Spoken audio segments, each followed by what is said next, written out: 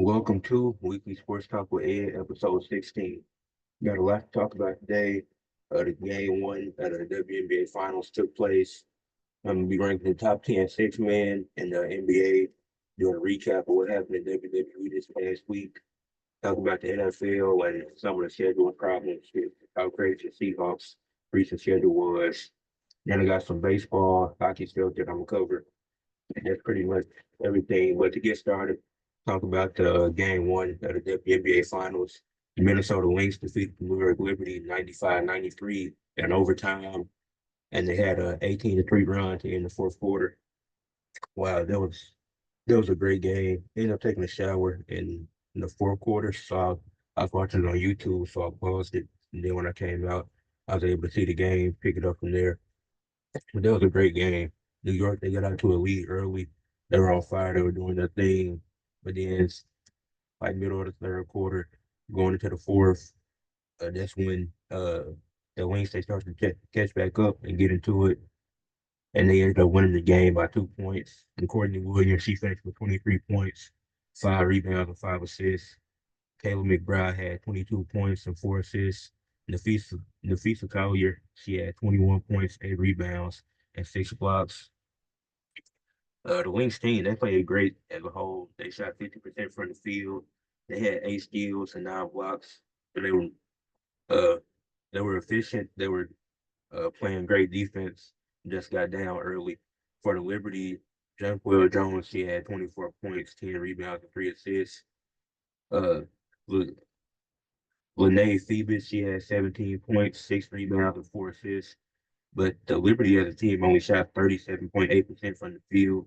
They had 5 steals and they had 4 blocks. So the Lynx, they were playing better defense than the Liberty were. But where the Liberty lost at was Sabrina Ionescu and Brianna Stewart. They combined for 37 points, 14 rebounds, and 6 assists. But that was on 14 of 47 field goal from the field. So that was 29% from the field, which that's terrible from those two because those are the Liberty's top two players, so they can't be shooting a combined 29%. Sabrina did have a decent game. She had 4 steals as well. She had most of the steals that the team had. But when it came to efficiency, Sabrina and Brianna, they just weren't efficient in that game at all. This was ended up leading them losing. And I expected Liberty to win this in four. I thought they'd take care of business. It's the best of five series. But the Lynx, they came out hot. They got the momentum heading to the next game. Hopefully, game two is just like this on Sunday. I think the Liberty tied up, but this is going to be a really good series, and it's exciting to watch. And also with the WNBA, in the next 2 years, it's going to be three expansion teams coming.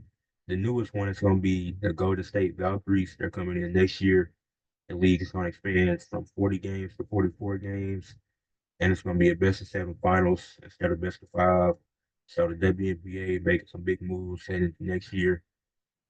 So congratulations. It's great they're able to do this, add more games, uh, and be able to add more teams. So congratulations to them. And next, I'm gonna be ranking the top 10 six-men in the NBA. No, well, a lot of people they do position rankings. They always want to rank the guards, forwards, and centers. But I decided to go a little different, and I'm gonna do top 10 six-men in the NBA. These are some of the most valuable pieces you can have. You need a guy that can come off your bench and provide your team basically anything that you need, whether it be scoring, defense, passing, and all that. So I'm gonna start with my honorable mention, which is Jonathan Isaac, and he'll be 11. The only reason he isn't in the top, Jonathan Isaac, he's a really great defender. But the reason he isn't in the top 10 is because he just seems to can't, he seems that he can't stay healthy, and that's definitely going to be a factor. You have to be able to stay healthy, come off, because when he is off the bench, he's playing good. He's providing good defense, one of the better defenders in the league. Doesn't bring much offensively, but it's fine, especially with that Orlando team. But y'all have him as an honorable mention because of the health concerns. At number 10, have Bogdanovich from Atlanta. Had a good year last year. I just feel like the guys above him have been better and will be better. It's really just with It's not even that he's fallen off, it's just that other guys have improved and gotten better over the last few years. Jordan Clarkson, he's always been known as a spark plug. He's won it before. Number eight, Jordan, not number nine, Jordan Clarkson, spark plug. He's always been known as that. Still with the Jazz, not much going on over there. He isn't getting the recognition as much now as the Jazz are one of the bottom teams in the West, but he's still really good off the bench. And you could argue he could be a starter in a few places. That's how good he is. At number eight, have Benedict Mathurin from the Pacers.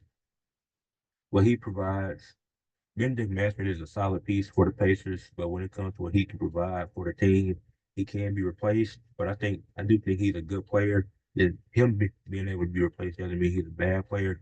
But I think the guys above him, they're more valuable to their teams, which is why I have Benedict Mathurin at eight. He also had an injury last year. Hopefully he can stay healthy this season and has another good year. At number seven, I have Jose Alvarado from the Pelicans, one of the best guard defenders in the league. Real sneaky. Offensive upside, he doesn't have much, but his role for the Pelicans that he plays coming off the bench, it's hard to find something like that because a lot of these six men, you will notice that they're high scoring guys and they're going to get you points because they everything else these teams have. But when it comes to the Pelicans, they do have a defense, but they're not going to find a guy that's going to be able to provide that defense that Jose can coming off the bench doing what he does. And he's and he can be a solid playmaker. I definitely think he can improve, but he's been great off the bench for New Orleans, and I think it'll continue to be that way. At number six, I have Jaime Jaquez coming off his rookie year. He was great last year for Miami. He averaged about 13 points, I think. He's just a well-polished player. I think he has a good all-around game, and he just has room to keep improving. But by next year, he'll probably be in the top three, top four for the six man of the year voting. At number five, I got Norman Powell from the Clippers. Another one of those guys that's a spark plug, gonna provide you scoring. He can get hot at moments, and he'll put on some great offensive performances. And the Clippers are really gonna need that this year, especially with Paul George and left Kawhi. You don't know uh, when he'll be healthy. But yeah, Norman Powell at five. At number four, got Bobby Portis from Milwaukee. He does it all. He comes in, provides scoring. He plays defense. He can pass. He can rebound. Bobby Portis is just a really solid, all-around good role player coming off the bench and provides a lot for Milwaukee. And they definitely need him. He had a big playoffs against the Pacers, even though they lost. You just seen him trying to step up and do what he can to get that team some wins. At number three, have Russell Westbrook from Denver. Westbrook is still one of the most impactful players in the league. He obviously isn't OKC Russ, but we know what he is. He can still get you a triple double. He's still one of the best passers. He can get to the basket. He can rebound. He does all the stuff you need him to, but he's in a smaller role coming off the bench now. And he's excelled at that role. He's he's going to excel at it in Denver. At number two, I had a six man of the year from last year, Nas Reed. He can shoot the three. He rebounds the ball, plays good defense. And Nas Reed, I have him at two, even though he won six man of the year last year. I thought it was somebody else that deserved it, who I have at number one, which is Malik Monk. I feel like he had one of the best seasons ever as a six man. He should have won six man of the year last year. He's a spark plug off the bench. He provides you scoring. He's very consistent too. That was a problem when he was with Charlotte. It was very inconsistent, but since he's been with the Kings, he's been a consistent scorer coming off the bench. He does whatever they ask him to. Obviously, his defense isn't great, but he's willing to buy in and do what he has to do for the Kings to get wins. So those are the top 10 six men in the NBA right now. To recap WWE, because this past week in WWE was really interesting. I'll start with, well, I kind of already talked about it on the last week when I did the Bad Blood recap, but they're building towards the Crown Jewel matches with Cody Rhodes versus Gunther and Will Morgan versus Nia Jax for the Crown Jewel championships. Like I said, I hate this idea because you got two of your champions are going to lose for no reason. And it's a B-level show, but it's like, it just feels unnecessary to have that match, to have those matches. And it takes away, you can a match like Cody versus Kevin Owens, which I'll get to later, you could put something like that on one of these pay-per-views. You could have a Jay versus Braun Breaker on a pay-per-view like this, but apparently that might be on another Raw. But because you got like Gunther won't be like you want these champions should be defending their titles. I think it's been a problem with champions in matches that mean nothing and them not defending their titles. So even if the match means something, still, what's the point of your champion fighting if he or she won't be defending their title? It's like Nia Jackson, Liv Morgan. There's really no point of doing that. You stop doing the traditional Survivor Series because the fans got tired of seeing a champion lose for no reason.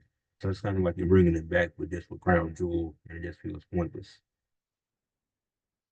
But to recap Raw, it started off with Punk coming out, saying he was going to take some time off, and Drew wasn't there. I'm sure he's going to take time off. Apparently, both of them weren't supposed to bleed as much as they did in that hellacious Hell in a Cell match that they had. Then after Punk got done talking, Seth Rollins came out there, and they kind of built the seeds to Seth and Punk will be getting that sometime in the future, probably at WrestleMania. Then Seth he called out Brunson Reed, and I don't know when they'll have their match, but I think Brunson Reed will be on Raw next week. Then Jay Uso came out there, and I don't think it was Jay trying to interrupt Seth. I just think that they ran out of time because it's 2 hours now, so things are more sped up. But Jay Uso and Xavier Woods had a solid match, and Jay retained the IC title. Then he tried to shake Woods' hands. Woods denied him. He left the ring. Kofi was like, "What's going on, man?" He trying to show you some respect. Then Braun Breaker, he come out there, he spears Jay. Kofi's like, "We got to go help him, this and that." So Kofi goes to help him. Woods stands back. Then Kofi also takes a spear just like Jay did. And Woods gets a spear too, even though he wasn't even trying to get involved in the situation. So Woods lost the match. Jay's still champion, but it seems like Jay and Braun Breaker's gonna happen again. And if it does happen again, I see Braun Breaker winning. He gonna win the title back. Think it'll be because the bloodline interferes. They gave Jay his moment, but I don't think it's gonna last too long. It's just unfortunate how it plays out.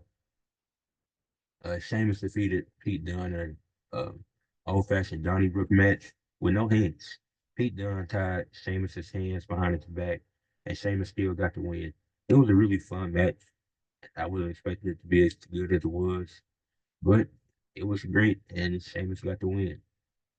And like I said, because Steph has to get crammed because it's a 2 hour show, he had a 10-woman tag team match. It was Perfusion Collective and Unholy Union against Caden Carter, Katana Chan, Solara Valkyria, Natalia, and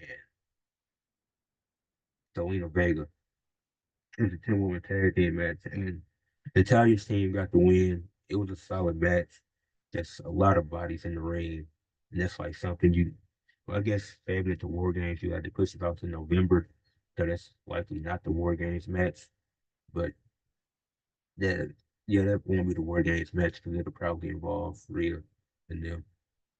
But yeah, it just felt like there was a lot of bodies in the ring. Felt like there was better ways to build that story between them. But I guess the 10-woman tag team match works.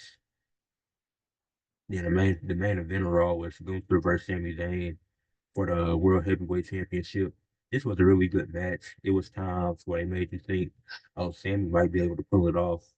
Gunther, he had a dominant showing as usual, but it was kind of, it's like, it wasn't like that first match where Gunther, he was underestimating Sammy. He was like, he knew he had to take it serious. He was trying to get this win, and he got it.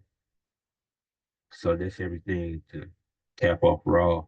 Then on SmackDown, LA Knight and Andrade had a match for the United States Championship. But no, said LA Knight and Carmelo Hayes had a match for the United States Championship, which LA Knight retained. It was a great match. It was the first match of the show. Yeah, it was a great opener. And then Andrade, he came out there, provided a distraction, and it was looking like next week we're gonna get Andrade versus Carmelo Hayes, match 7, and apparently who's ever in wins might be in line for another U.S. title shot. And Nick Aldis was backstage. Uh, Santos Escobar walked up to him. He was like, "What about our titles opportunities?" And he was talking about Electro Lopez and Los Lotharios. He was like, well, there's a new team. There's a team coming next week, and if you can beat them, you might be, they might be in line to get a tag team title shot. Then later, it was a graphic shown of these cars racing, and it's pretty much official that the Motor City Machine Guns should be debuting next week. Really a good tag team for TNA. So it don't look like Santos Group is going to be getting that title shot. Because I don't see the Motor City Machine Guns losing their first match to Humberto and Angel Garza. Don't see that happening. Then obviously, uh, well, I'll get to the bloodline stuff last. Bianca Belair and Jade Cargill had a short tag team match where they retained against Lash Legend and Jakar Jackson. Should have saved this for SmackDown because if not Smack, should have saved it for NXT because it seems like they just tried to cram this in there and it wasn't given enough time. Because this match could have been really good if it was given a lot more time than 2 minutes. And it's just unfortunate. Some match had to be short and it was just that one, unfortunately. Uh, skipping around. Naomi, she won against Nia Jax. Well, Nia Jax, she started with a promo. She was talking about Tiffany and how well, she was talking about how she was gonna beat Liv. And Tiffany, she was out there with Nia Jax, and she was like, she grabbed Tiffany, and she was like, Tiffany is gonna cash in on Liv after I annihilate her or whatever. Then then Naomi came out there, and she was like, I don't need nobody this and that to beat you. Then Liv, Raquel, Dom came out there, did they talking. So then it was made official. Naomi and Nia Jax had a match.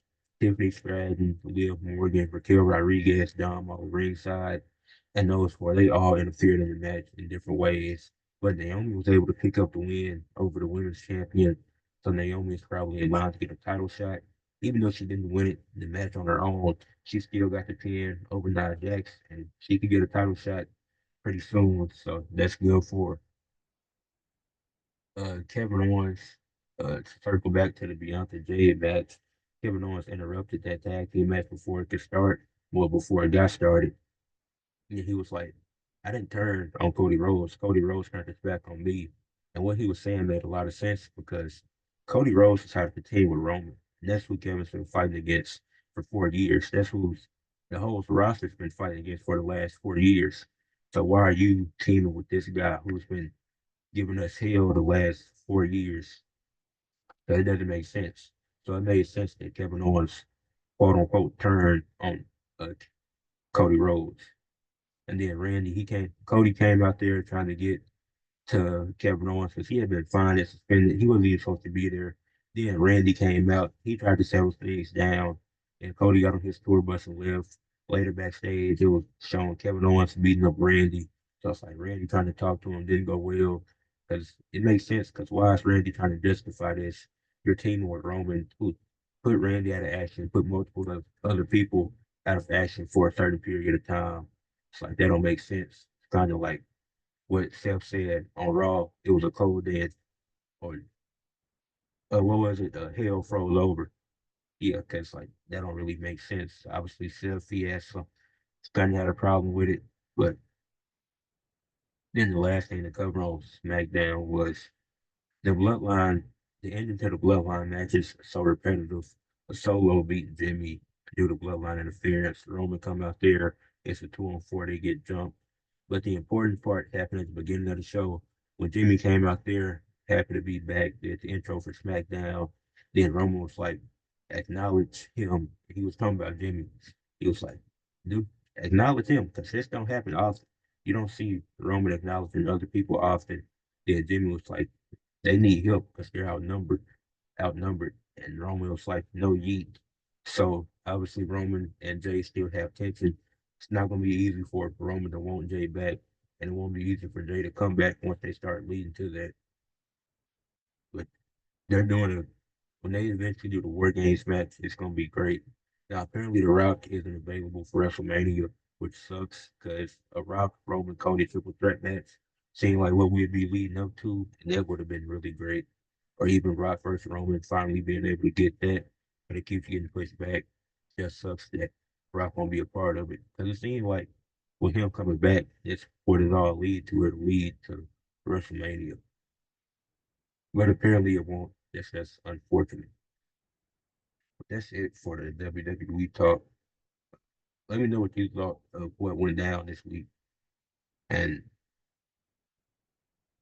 like I mentioned earlier, the Seahawks had a rough schedule. They played 3 games in 10 days on 9. They had a game against the Lions on the 30th last month. Then 6 days later, they played the no, that game was against the Lions. 6 days later, they played the Giants, and that was October 10th, October 6th. And 4 days after that, they played the 49ers. They played, and they lost 3 in a row. They argue those games, some of them they should have won. They're 3-3 now. They could be 4-2 or 5-1, but that's 3 games in 10 days. That's a lot. That's just a lot to deal with. That is a very heavy workload. Luckily, they get 10 days off. It just seems like, wow, that's NFL schedule makers did a great job with that. Really great job. Then I think with the bye weeks, week 5 and 6 are way too early for bye weeks, and 13 and 14 are too late for bye weeks. I feel like the bye week should be in between week 7 and 12. It just seems more reasonable because, like, you get a week 5 for bye week, you got to play 12 more weeks in a row. But if you get a week 14 bye week, you can already play 14 games in a row, and you don't get much rest towards the end of the season. It seems like it's not a clear line. uh, Josh Allen, he somehow cleared concussion protocol. You could tell he was knocked out, and he had a terrible game against the Texans. And he had a concussion in that game, or at least that's what it seemed like, but he cleared it pretty fast, which that didn't make sense to me at all, how fast he was able to clear it. Like he was only out for one play. When you take that type of hit, you're out for multiple plays. For him to be out for one play, that don't make sense to me at all. And the last thing I talk about with the NFL, it's kind of just And with the NFL, I probably start making more videos like I did with the Jets, picking a team based off that week that I feel like they need to be talked about. I can do that multiple times throughout the season because it's hard to try to fit this into the podcast. That's like that's a lot trying to talk about all the teams and yeah. 'Cause but I start putting those into like the 6 to 10 minute videos throughout the week, like how I feel about certain teams. Uh, Also, the NFL media is super biased and weird. It's like uh,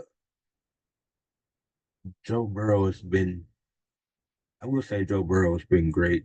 He's been great so far this year. But the Bengals are 1-4. So he's been great. They have a bad record.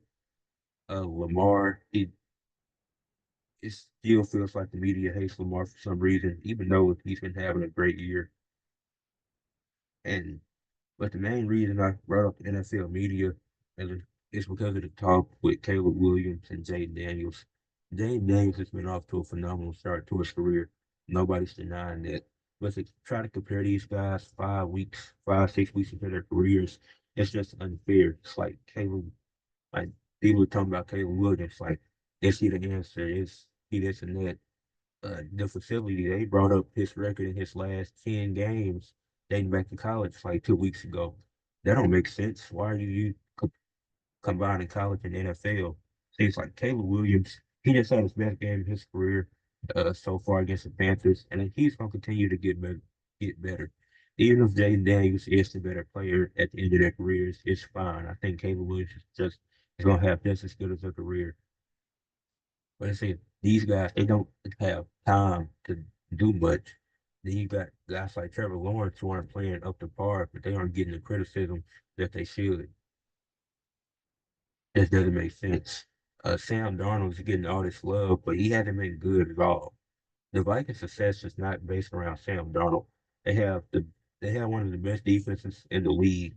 On paper, it probably wouldn't look like that to start the season, but they have a really good defensive unit. Brian Flores is a great defensive coordinator. Then you got an offensive line that's been healthy. You got 2 receivers. You got Justin Jefferson, who's one of the best receivers in the league, and you got Jordan Addison, who's a great number 2. So it's like Sam Darnold has all the tools to succeed. He's been in the league, what, 7 years? and he's still not good. He's not even putting up great numbers with the team that he has now. In fact, Mahomes, he's leading the league in interceptions, but he's somehow favored to win MVP. I know the team is undefeated, but he's not playing up to an MVP level right now. So that doesn't make any type of sense. But moving on from that, it's been a while since I've talked about hockey on here. I think it's been the last time we talked about hockey was during the Stanley Cup, and I really forgot who won. Chelsea. But uh, only thing I'm talking about in hockey today is the Utah Hockey Club, new team. They're 3-0 so far. I was +5. They have 100% win percentage. Like I said, 3-0. Dowling Gunther, he has 5 points so far. He has 5 goals on the season. Logan Cooley, he has 5 assists. Connor Ingram, the goalie, his save percentage is above 85. Before today, it was at 88. Then he had 85 today. So that's probably, it's around 87%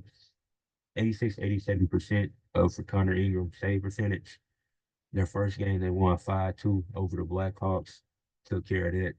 They got a win 5-4 in overtime over the Islanders. They got another overtime win 6-5 over the Rangers. So they've been in some pretty close games. I just started off 3-0, started hot. They've had 2 overtime games already. Dylan Gunther and Logan Cooley are both looking great. Seems like Connor Ingram's doing a lot because now for his save percentage to be as high as it is and for them to still give up that many points, I mean, it's actually impressive. They're outscoring their opponents by combined 5 points.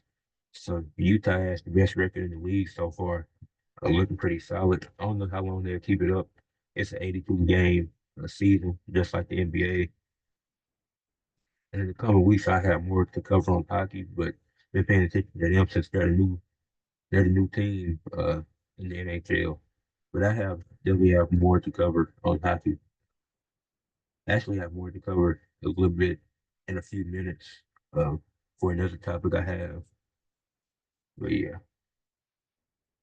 Then divisional series in MLB just concluded. The Dodgers beat the Padres 2-0, and that was a really good game. I enjoyed it. Uh, Tessakar and Enrique Hernandez both had a home run, and Evan Phillips he had 3 strikeouts, and the Dodgers they had 6 strikeouts as a team. The Padres they had 5. But Darvish he had 4 strikeouts, but he gave up 3 hits and 2 ERs. The Padres only had 2 hits, while the Dodgers had 4. They had 4 hits. The Dodgers just seemed like the more aggressive team. They obviously had the more talented team with Shohei Ohtani on their team, and they were able to get the win. And Shohei Ohtani he didn't get a hit, if I'm not mistaken, in that game. That was one of his worst games of the season, and the Dodgers were still able to pull off the win uh, two to 2-0. It was a good game from start to finish. Yeah, and then the Guardians today they beat the Tigers 7-3. Not even today, but yesterday. They beat the Tigers 7-3. The Guardians they basically won the game in the 5th inning.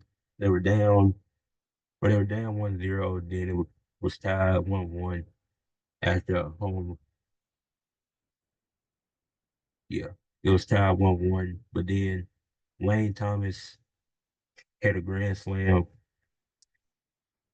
Well, yeah, he had one home run. The base was loaded and got the hit off a, a beautiful hit, then grand slam, and they went up 5-1.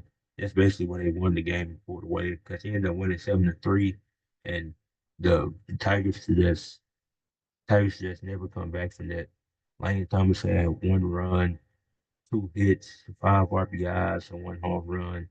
And the Guardians as a team had 16 total strikeouts, and the Tigers had 10 total strikeouts.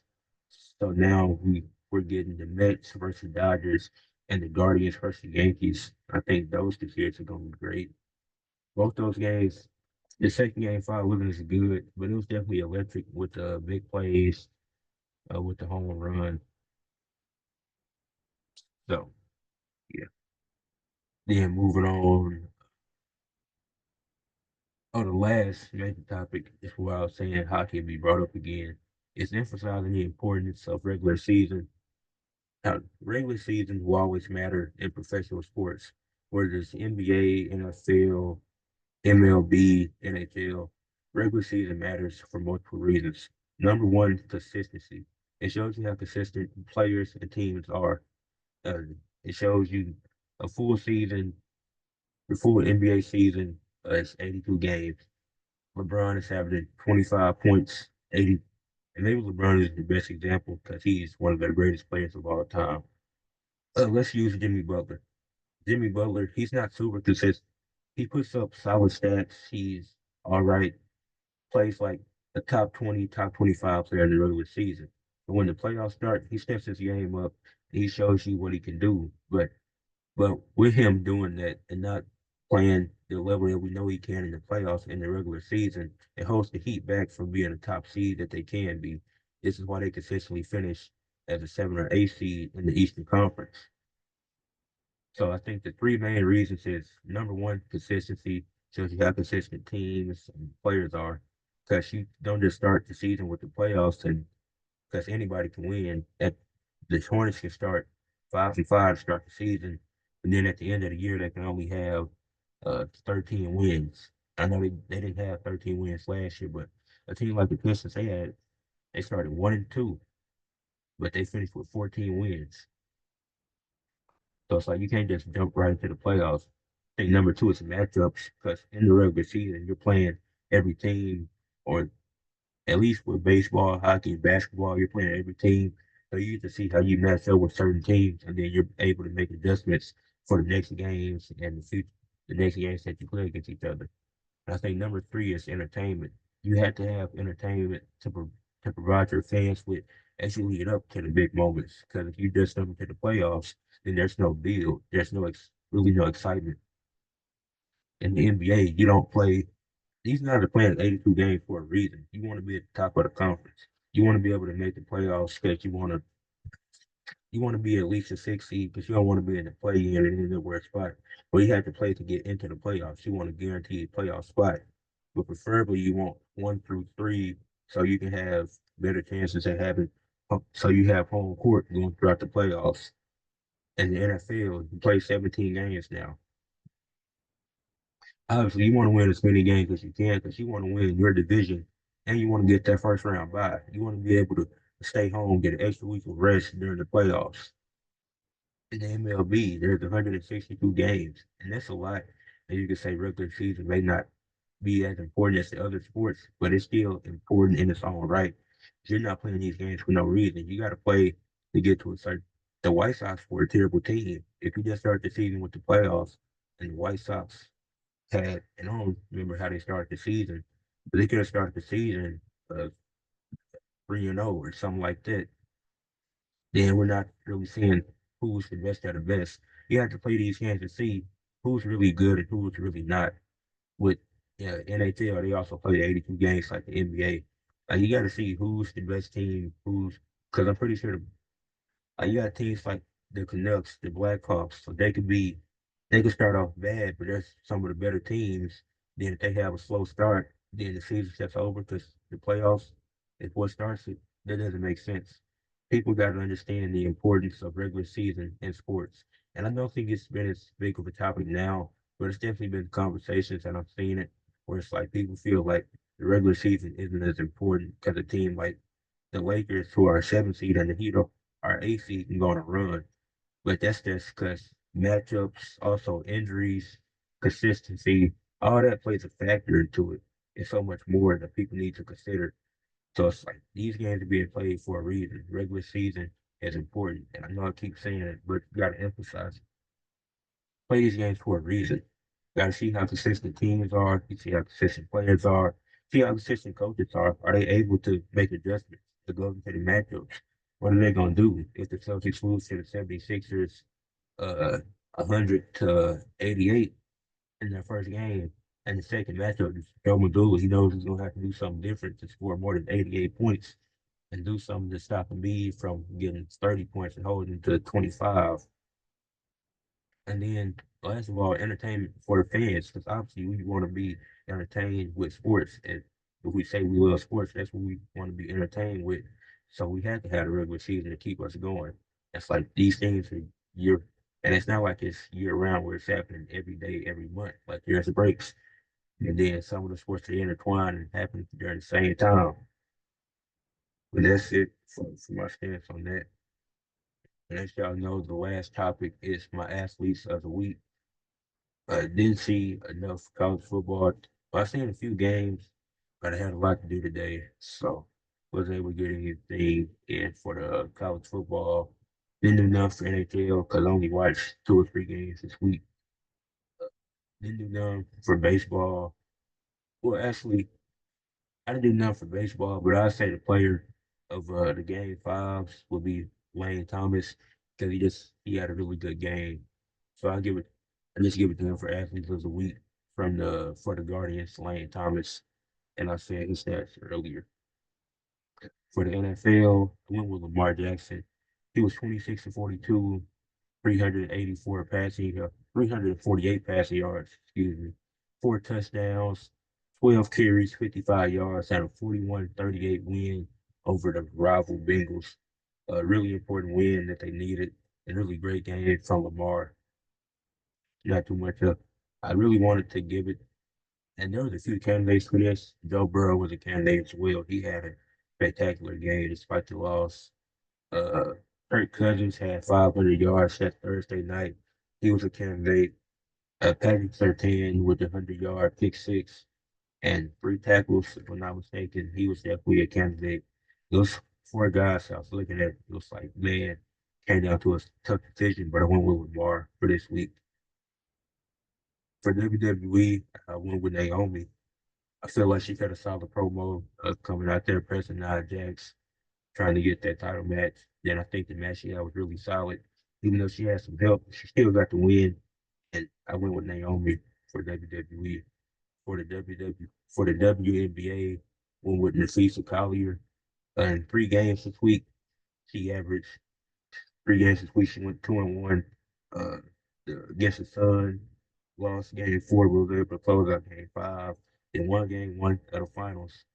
Uh, the Minnesota Lynx did. Not She obviously not on her own, but in Fisa Collier, she averaged 25.6 points, 10.6 rebounds, 3 assists, 1.6 steals, 3.6 blocks, shot 61.7% from the field, shot 50% from three and 80% from the free throw line. That's the amazing week from the Fisa Collier. She's looked amazing throughout the playoffs. And if she can keep this up, she can keep this up and keep leading Minnesota to win. She'll be the finals MVP. But that is it for this week's podcast episode. Make sure you leave a like on the video, subscribe to the channel, and let me know your thoughts about anything that I covered in today's episode. Peace.